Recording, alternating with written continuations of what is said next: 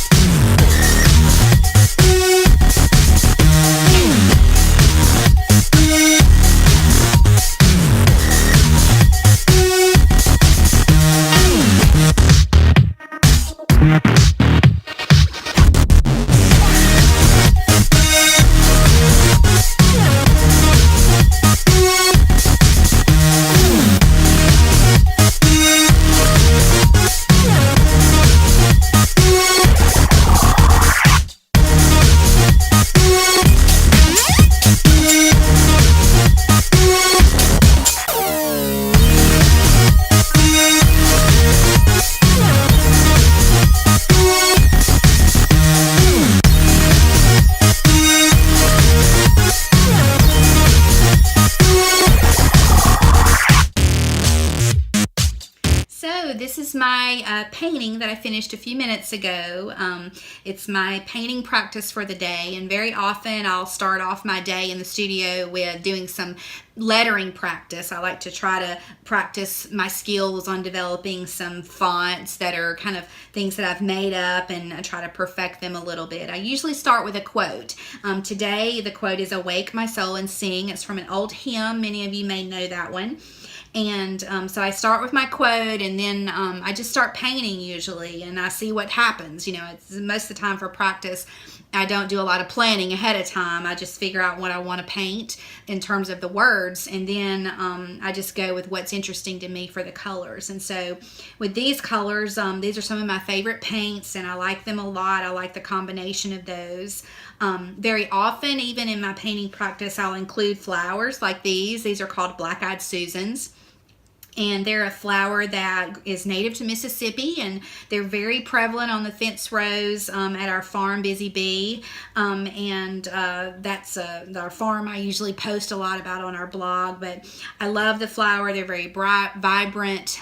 They're a summertime flower into the fall, and it reminds me of the farm. And so I enjoy including them in my work and in the practice that I do. So sometimes I'll take these and scan them in and work with them. If I like the way they come out, I might put them on a print or make a note card out of them, something like that. But very often I'm just painting just to have fun, and I like doing that because art is about the process of creating something. And so even if there are hiccups in the spacing, or I misspell something, or the combination doesn't turn out exactly right, I still enjoy sort of showing that on Facebook or Instagram so that people see that art is fun and it's not just about creating a product all the time. So this is my painting practice for today. I hope you have a good day, and I hope that you find some ways to say "Awake my soul and sing."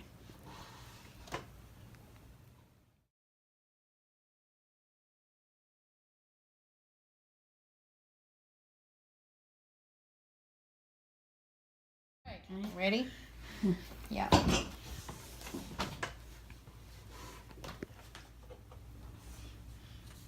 Start again.